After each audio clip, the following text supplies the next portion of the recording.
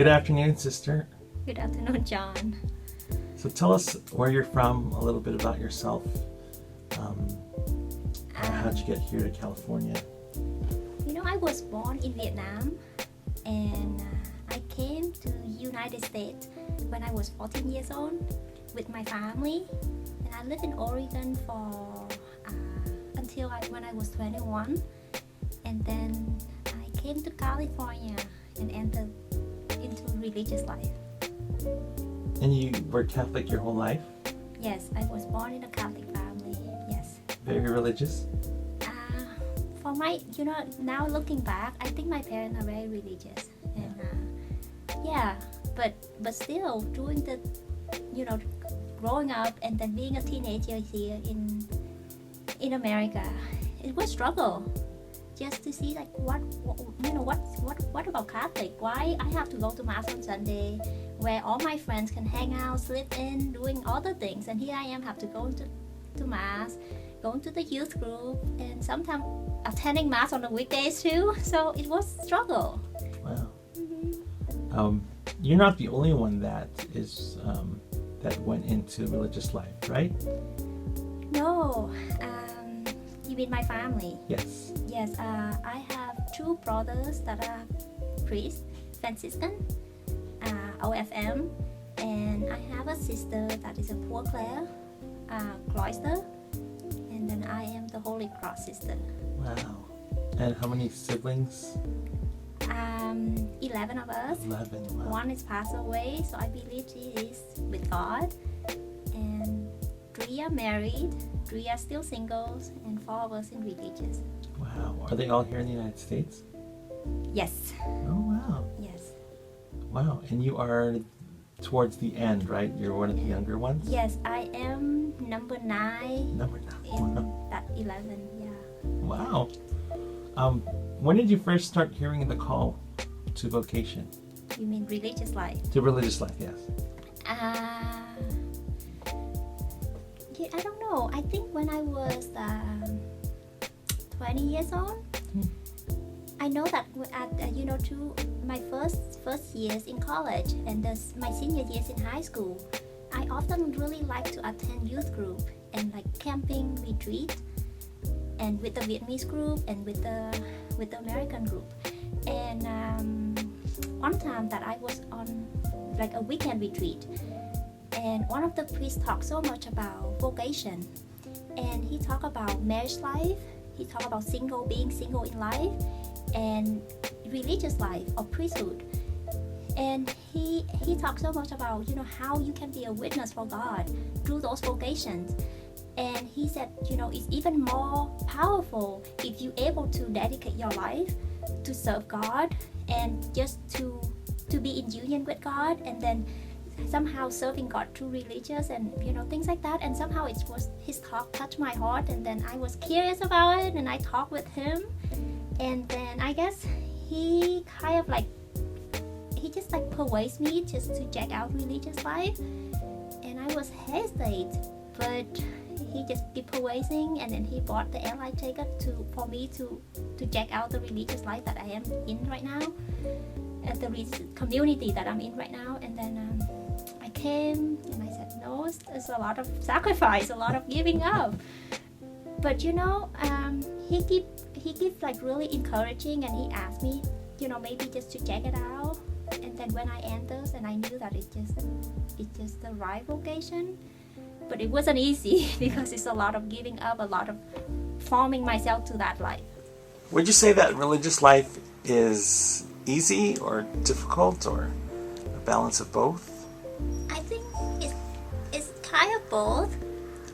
It is, during the time that are challenging, it's just when I find that I have to form myself into that way of life, and I find it's so much struggle, then I find it's difficult.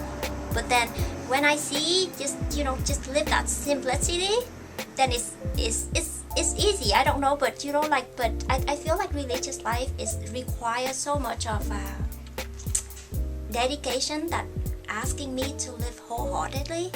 And if I trying to live and asking God that for me and live this life wholeheartedly, and I find that is difficult because day to day I have to train myself to live that and to pray, to to serve people with love, things like that. So I don't know, but I think it just every life can be difficult. It can be challenge. It depends on how you're looking at it, and if you are up to the challenge, and if you're not up to the challenge, if you ask God grace, and then allowing God to open your heart and give you that grace to deal with that struggle, and then if you are able to do that, then it's not that difficult as you think it is.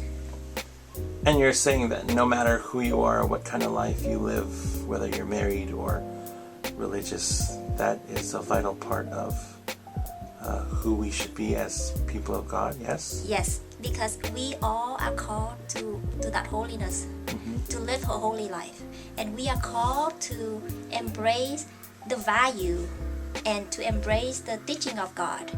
And I think it just, if we're able to, open our heart to embrace that, it's just beautiful. Yeah. And then after you embracing it already, and then you try to live that wholeheartedly, you know what? It gives so much joy, love, and peace, and no one can give that to you, and no one can take that away from you.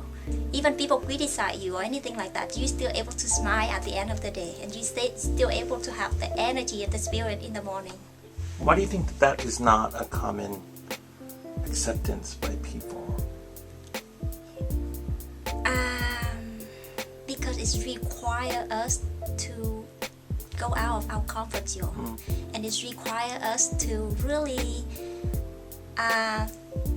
to be, to open up ourselves and to surrender some part of ourselves. Like maybe we want to be lazy, and here the calling to say no, we have to, to dedicate our life. And here I am, just frustrated, and God is asking us, perhaps hand him the frustration, and so he can give that grace, and then you can live. Like we have to deal with that within ourselves, and it is hard because sometimes as a human person, like I am, like, oh, forget it. Someday you just feel like that. But then if you deal with, if you struggling internally, eventually you attune with that life, and then it's just a wonderful life to live. Yeah. Thank you for that answer, sister. You work with young people. Yes. Mainly kids. Yes. What would be your message to kids? What do you hope for the next generation? For the younger kids, like kindergarten, preschool, first grade, second grade, I often just tell them that Jesus loves you, and Jesus is like really close to you, and Jesus wants you to be one.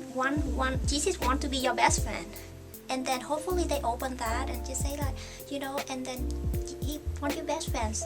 If he is your best friend, he would love you too, and eventually they open their hearts, maybe just, oh, this is what Jesus like, and then they open their heart to understand and know how Jesus is so close to them. That's for the little kids. But for the older, I would like to probably just challenge them with the teaching of God. Just open up to that area in some way. Say God is invite you to be his followers and to be his disciple, rather than to be a fan of Jesus. So because they start to develop the thinking and making decisions, making choices. So I would like them to make, to really think about Jesus, think about his teaching before making decision. So later on, the kid, it depends on their, mature level. Imagination is a gift of kids, right?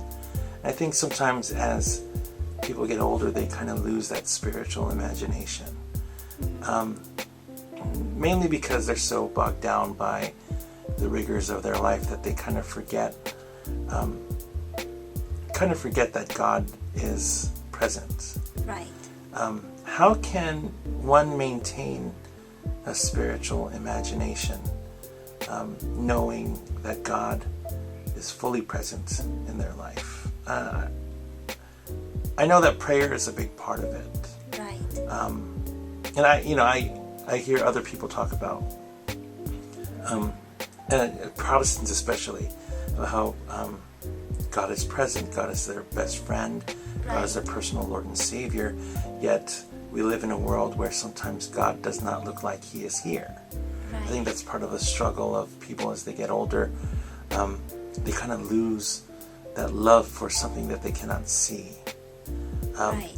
So what does it take to maintain that kind of spiritual imagination, that knowledge of knowing that God is here, that God is listening to them, that God is suffering with them? What's needed to maintain that? That's a good question. Like you mentioned about prayer, that's part of it. But prayer here, I think I still believe that it's prayer. But prayer here is not about, it's more than attending Mass. It's more than just saying like Our Father, Hail Mary, the prayer that they just have. It's about just talking, just to have that relationship with Jesus. Just because sometimes I don't feel it anymore that Jesus is present. Like I think with Mother Teresa, she go to the dark. She went through the process of being in that dark period of time, and she no longer feel with her feeling. But I think once we believe that, we just have to have that conviction and that determination, saying that Jesus is here with me, whether I see it or not, whether I feel it or not. And the goodness of people around us, we always see. Someday, I can just look at you and say, well, he's smiling and he's dedicating his time to do this and that. It have to be Jesus. It have to be, there's a motivation behind that.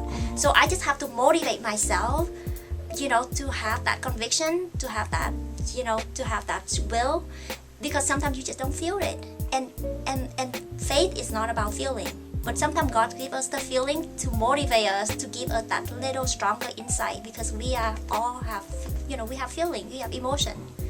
So does that answer your question? I think so. And okay. And it requires us to always look out for God in the ordinary. No? That's true. That is so true. And like God, like we believe that God is present in tabernacle, in that bread and wine, and God is present in all of us, in all His creation. So sometimes I'm looking at the sky and say, how can God present in that? And with that knowledge, because the knowledge bring it to the heart. It's really take time for us. We need to take time to meditate and think about it in order to instill or to have that knowledge to be part of our being. So I think we have to take time. But are we willing to take the time to do that? That's the question. That's the challenge. That is the challenge. Yes. Well, thank you, sister, for your insight. You prove time and time again how wise you are, especially in such a young age. Yes, sister? There's no one wise except God. Yes, that's right. And if I have it, any of it is His. Amen to that, sister. Okay. Thank you. All right, thank you. Come on. Cảm ơn.